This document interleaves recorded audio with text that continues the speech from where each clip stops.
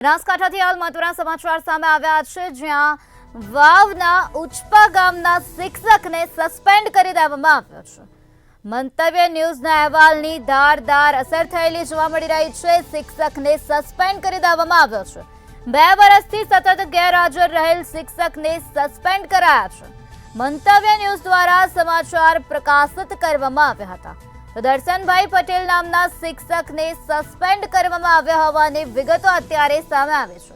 તો મંતવ્ય ન્યૂઝમાં અહેવાલ પ્રસારિત કરવામાં આવ્યો હતો, તે અહેવાલની ધારદાર અસર થયેલી જોવા મળી રહી છે। બનાસકાંઠાના વાવના ઉચપા ગામના શિક્ષકને સસ્પેન્ડ કરી દેવામાં આવ્યા છે। આ શિક્ષક 2 વર્ષથી સતત ગેરહાજર રહેતા હતા, તેથી શિક્ષકને સસ્પેન્ડ કરી દેવામાં આવ્યા છે। તો દર્શનભાઈ પટેલ નામના શિક્ષકને સસ્પેન્ડ કરવામાં આવ્યા હોવાની વિગતો અત્યારે પ્રકાશમાં આવે છે। મંતવ્ય ન્યૂઝ દ્વારા સમાચાર પ્રકાશિત કરવામાં આવ્યા હતા, તેની ધારદાર અસર જોવા મળી રહી છે। જયદીપ, તો જે તમારી સ્કૂલમાં દર્શનભાઈ કરીને શિક્ષક ભણાવતા હતા એના ભાઈ તો ભણેલો છે? હા, કયા ધોરણમાં ભણેલો છે? 5માં। હાલ તે સ્કૂલે આવે છે? ના, કેટલો ટાઈમથી ત્યાં આવતા? 2 વર્ષ। 2 વર્ષથી। ઓકે બેટા, તારું? તૃપ્તિ।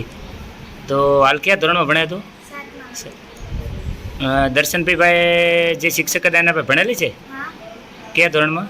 5માં। તો હાલ પોતે ભણાવવા અહીં આવે છે? ના, કેટલા ટાઈમથી ત્યાં આવતા? 2 વર્ષ। 2 વર્ષથી ત્યાં આવતા। ઓકે બેટા, તારું? ગેરહાજર રહેતા તેના સમાચાર મીડિયામાં પ્રકાશિત થતા તંત્ર કંઈક ને કંઈક હરકતમાં આવ્યું હતું। તે ઘટના હજુ ભૂલાય તે પહેલાં વાવ તાલુકાના ઉચપા ગામે જે એક પ્રાથમિક શિક્ષક છે, તે છેલ્લા 2 વર્ષથી રજા મૂક્યા વગર તેઓ બહાર છે, અને જે મુખ્ય શિક્ષક અને એના વાલીઓના જણાવ્યા અનુસાર તેમને ઉચ્ચ અધિકારીઓને પણ જે લેખિત અને મૌખિકમાં રજૂઆત કરવામાં આવી છે, કંઈક ને કંઈક હજુ પણ પગલાં લેવામાં આવ્યા નથી।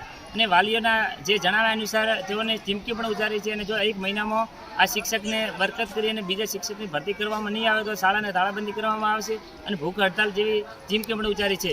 અને વાત રહી વાવ થરાદ અને સુઈગામ તાલુકાની, તો વાવ થરાદ અને સુઈગામ તાલુકામાં ઘણી સ્કૂલો હજુ પણ એવી છે કે જ્યાં ઘણા બધા શિક્ષકો છે તે જેલો 2 વર્ષથી 12 મહિનાથી જ્યાં હજુ રજા મૂક્યા વગર સરકારી પગાર લઈ રહ્યા છે। તો તંત્રને અમારી પણ નમ્ર વિનંતી છે કે આવી સ્કૂલોમાં ઊંચીથી રેડ કરીને તેમની તપાસ કરવામાં આવે તો કંઈક ને કંઈક ઘણા એવા શિક્ષકો છે મફતનો પગાર લઈ જાય બહાર આવી શકે તેમ છે। ભરતસિંહ રાજપૂત, મંતવ્ય ન્યૂઝ, બનાસકાંઠા।